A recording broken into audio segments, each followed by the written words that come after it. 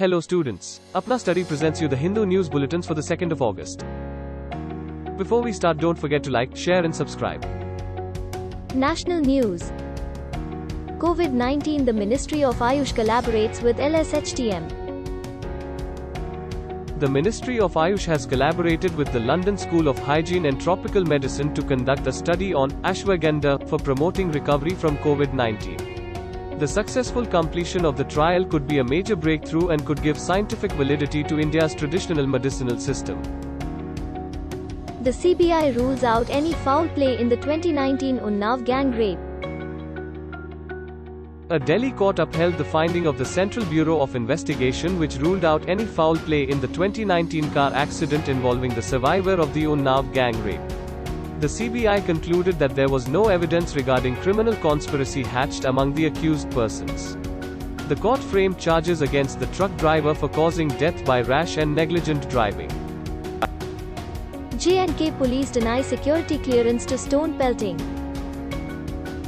J&K police moved to deny security clearance to those involved in crimes prejudicial to the security of the state, including stone pelting, is likely to affect hundreds of families in Kashmir. Official list of street protesters swelled significantly between 2008 and 2017 to nearly 20,000. Kharif sowing, a New Year's resolution. The lag in the sown crop area is now less than 5% in comparison with last year's, an improvement from almost 12% 2 weeks ago. The biggest continuing lags are in Rajasthan, Madhya Pradesh and Maharashtra. The main Kharif crop is paddy, which is seeing a 4% drop in acreage. India will always be a supporter of international law. India will always be a voice of moderation, advocate of dialogue and proponent of international law, said External Affairs Minister S. Jaishankar. The comment indicates that maritime security, which is of significance in dealing with freedom of navigation in the South China Sea, is likely to receive bulk of Indian attention. Tabletop wargaming exercise held for the first time. A tabletop wargaming exercise was held on July 22 for the first time, in which all scenarios, including a collusive threat of a two-front war from China and Pakistan, were wargamed. This was played for a full day and was attended by around 40 officers, including the Chief of the Defence Staff. The Central Information Commission, CIC, slammed the Union government's blanket denial of information.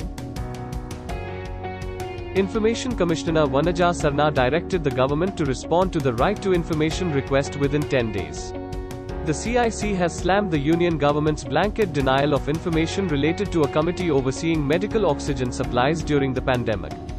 The government denied the request, citing exemptions on the grounds of national security, strategic interests, commercial confidences, intellectual property and cabinet papers. International news. Afghan forces fought fierce street battles and bombed Taliban positions.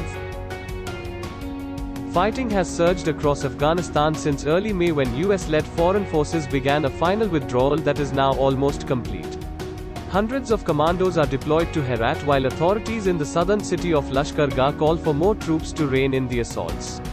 Taliban claimed the attack, saying government warplanes were bombarding their positions from the airport. Gilgit-Baltistan proposed constitutional amendment bill. Pakistan authorities have finalized a law to award provisional provincial status to strategically located Gilgit-Baltistan. Under the proposed law, the Supreme Appellate Court may be abolished and the region's election commission is likely to be merged with the Election Commission of Pakistan. India maintains the government of Pakistan has no locus standi on territories illegally and forcibly occupied by it.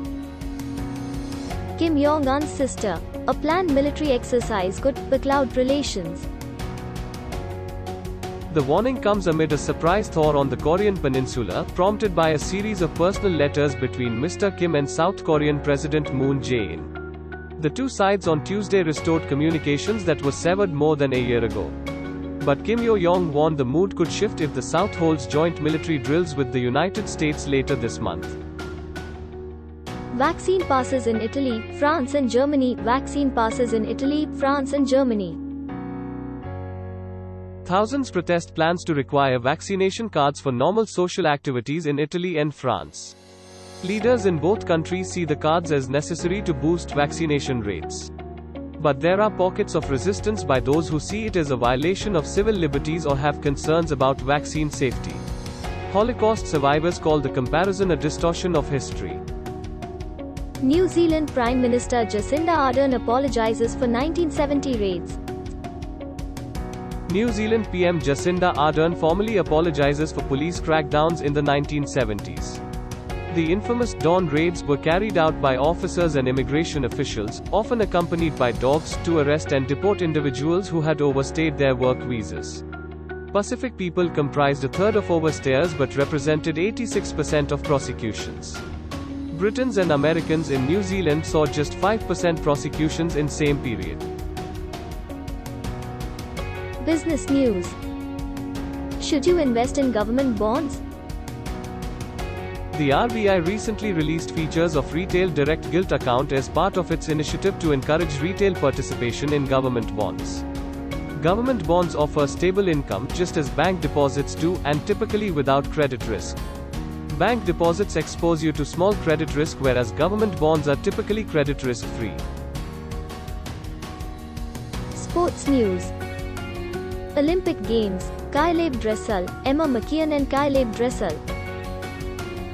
Emma McKeon becomes first woman swimmer to win 7 medals at a single Olympics. US's Caleb Dressel won 2 more titles on Sunday to end his Tokyo campaign with 5 golds. Dressel earned the title of world's fastest swimmer with a lightning 21.07 seconds in the 50 meters freestyle. PV Sindhu, the first Indian woman to have back-to-back Olympic medals.